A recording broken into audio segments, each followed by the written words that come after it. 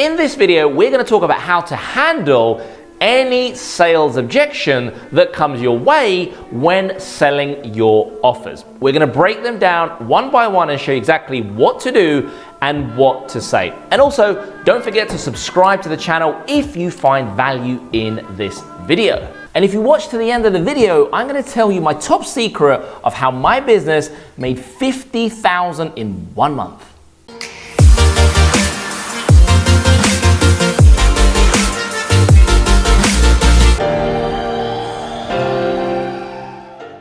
Hi everyone, Stas here, and I hope you're doing well.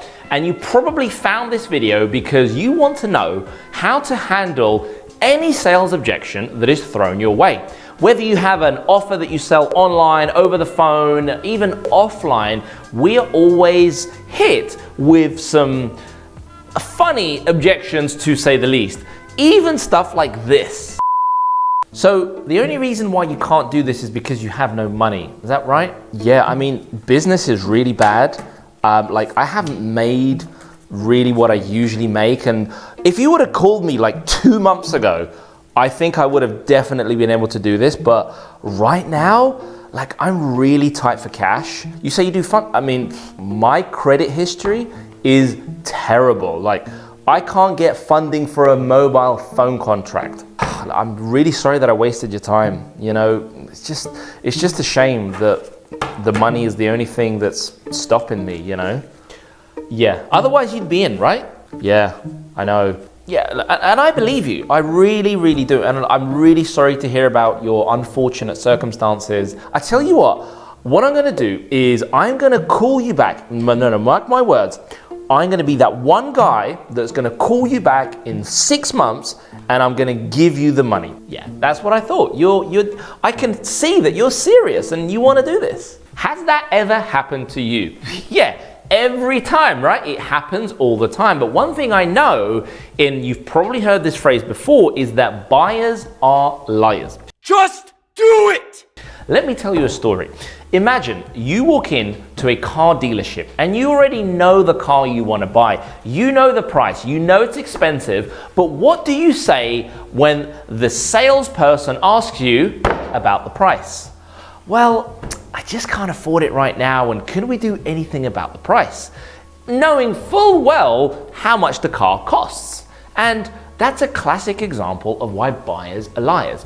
It's not a real objection. Same as, I'm just not interested. Because look, if somebody says, I am not interested, all that means is you haven't done your prep work to build a relationship with that person, with that prospect. It's a little bit like going out on the street and handing out your flyer to a total stranger and them saying, no, I'm not interested.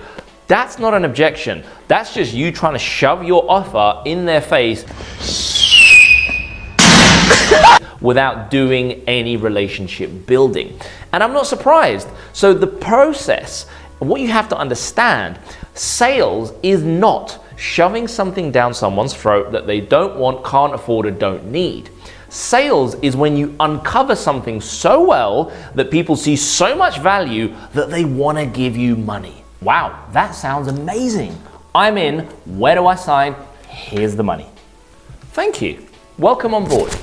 You see, sales is a process. It's not an event. And if you're trying to make your sales process an event, that's where you might be falling short and getting these not real objections. That doesn't even make sense, right? So the first thing you need to do is establish whether somebody has a real objection or it's just a cover-up objection for the real reason. Many times, people simply don't trust you or they just don't know that it's gonna work for them.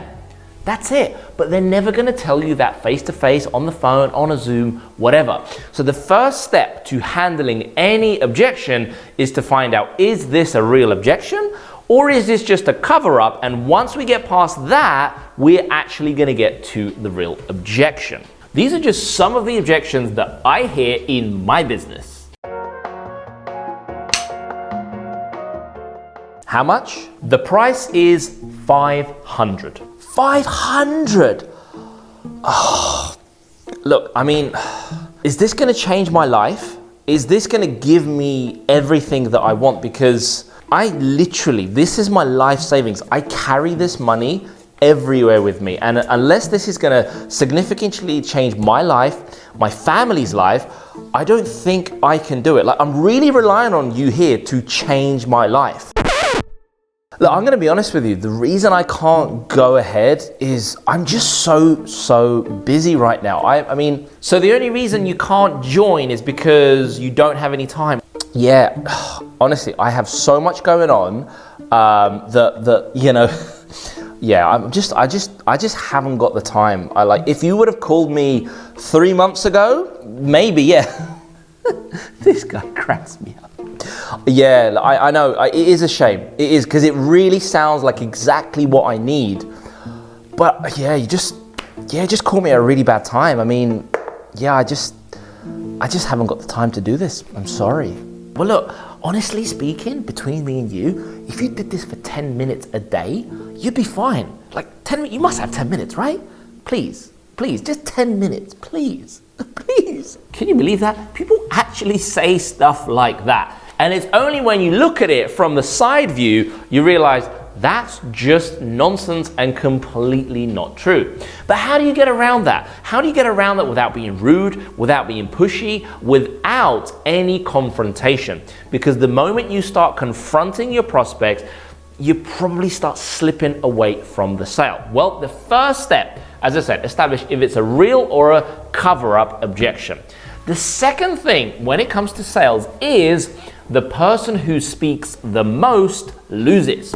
In other words, shut up. Shh. Sorry, that was a little rude, but you get the idea. You see, when you are handling objections, when you're speaking to a client, a prospect on the phone, you want to let them do 95% of the talking. Every single time I have tried to go off script or talk a lot or put my point across to the prospect, to the client, I never get the sale, the money's never in the bank. And selling is all about asking powerful questions and asking the right questions for the prospect to understand that actually, I need this. Actually, you don't ever need to sell them. They sell themselves by answering your questions. That's it. Now, I also don't believe in high pressure selling like this. Hey, listen, I'm gonna be honest with you. You need this. Yeah, I understand, I know. This is gonna change your life. And look, if you don't want it, I've got 57 other calls to make of all people that do want this. So if you don't take it, they will. So what's it gonna be? Are you in or are you in? Yeah, I'm a little scared, I'm a little anxious. I'm not taking no for an answer. Do you feel pressured right now? I know you're not pressuring me, and I don't feel any pressure whatsoever. I'm totally fine here.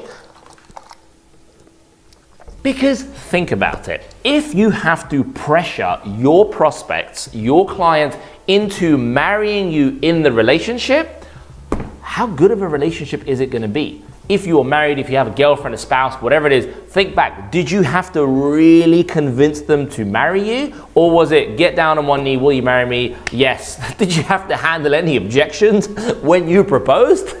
That's not really how it works. So me personally, I do not believe in high pressure selling. I think it's a tactic that draws in clients that probably don't want to work with you in the first place, and that you are probably not a good fit to work together. And all this does is it just masks problems that are later going to come up, because in 1 month, 3 months, 6 months time, things might go wrong, not as expected, and then those clients are going to be the ones that are not happy with you, your service, your product, your coaching, your consulting, whatever it is. So high pressure selling, not for me. We're going to throw that one in the bin. So let's go through some of the objections in more detail. The first one, I don't have the money. That's the old classic one. I just can't afford it. I haven't got the money right now. If you called me in 6 months, if you called me 6 months ago, 6 years ago, I would be happy to do it and in a better position to do it. Well, the truth is, for a human to part with sums of cash that I'm still holding right here, it's an emotionally traumatic experience.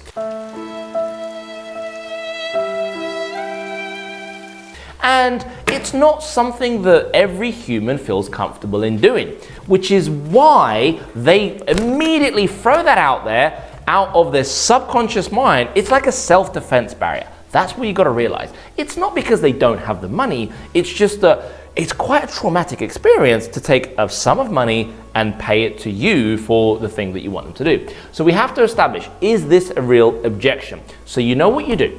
You repeat the objection back to them every single time. So, John, Sarah, what you're saying is, if you had the money, you will definitely go ahead with the offer. Hear their answer? They will 99% of the time say yes. Then you say, so all we're talking about here is the money side. You just haven't got the money. Everything else you're absolutely happy with. They say, yeah, absolutely. I go a step deeper. On a scale of 1 to 10, John or Sarah, money aside, 1 being you want me to hang up the phone or leave you alone and never speak to you again, or 10, this sounds like exactly what I need. It's going to help me achieve the result that I'm after. Where are you on that scale? If they're anything below an 8, I'm sorry, you probably haven't done your prep work properly, because they still have questions, they're not sure about your offer, they're not sure what they're getting, and we're going to handle that in a second. They should almost always be a 9 or 10.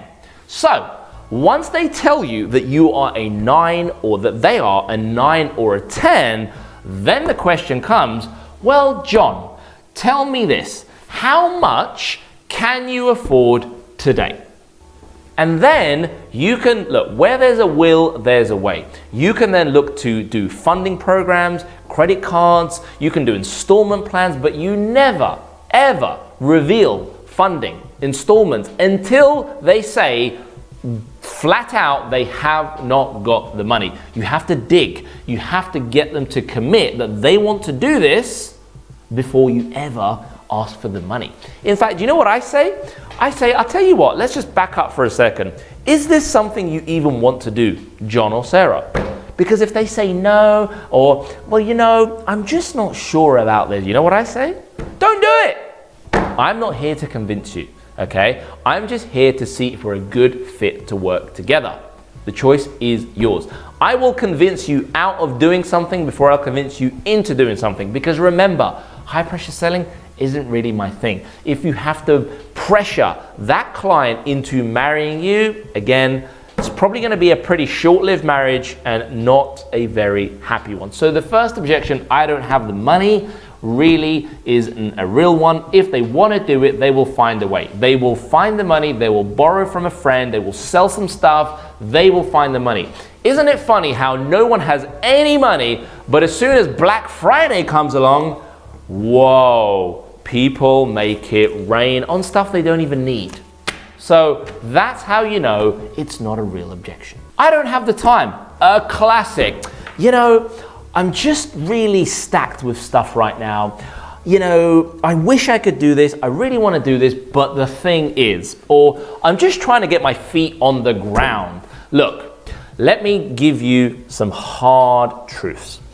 If they book the call with you, which that's always what I recommend, them to book the call with you, you tell them one thing. Well, look, is this not important enough for you right now then? Look, you booked the call for today, so maybe you should have booked the call for 2 months down the line. How serious are you about doing this, John? Again, link it back to, is this something you want to do? So, repeat the objection back to them. So what you're saying is, if you had a 2-month period where you can just get all the stuff done that you need to get done right now, you would be in. There's nothing else stopping you. Nope, I'll be in. If this was just in 2 months' time, when I can get all my stuff done, I will be in. And you know what I say? I say, well, look, I'll tell you what we'll do for you. We will give you a 2-month extension for free. You can have access to everything we offer for free for 2 months. So we're going to give you an extra 2 months. And if you find time to take advantage of our offer in those 2 months, great, consider it a bonus from me. You know what they're going to say?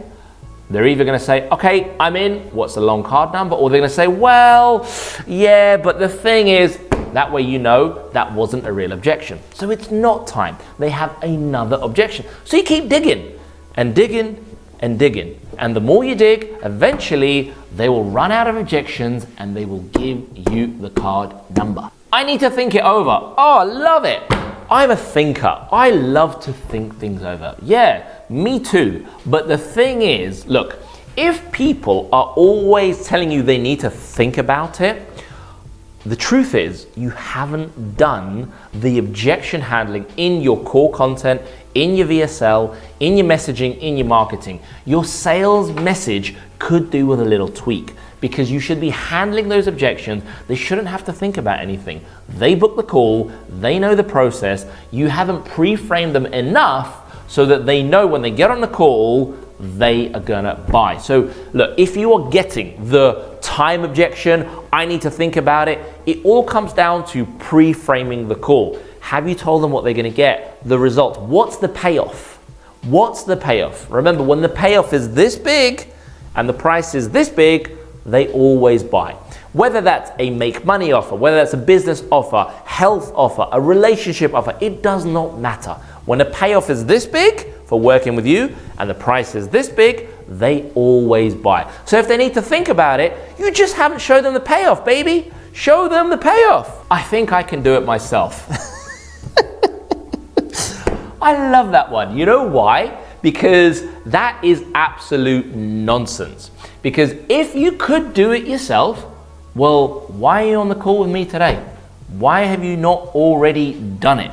You booked the call, not us. We never forced you to book the call. You clearly need help. And it's okay. Some people just need to recognize that it's okay to get help. If you want to become a pilot, you have to go to pilot school and get trained by other pilots. If you want to become a doctor, you have to go to medical school, get trained by other doctors. If you want to become a Formula One driver or racing driver, you have to go to racing school to get trained by other drivers. So what makes entrepreneurship and business any different? You have to go to business school, entrepreneurial school, find a mentor that has got what you want and let them teach you. And some people, they just don't understand that concept. So what I do when they say they can do it myself, I say, I hear what you're saying. So what you're saying to me is you think you can do it yourself, and that's totally fine with us. But I just have one question. Is there any reason why you haven't already done it? And at that point, you will hear the crickets.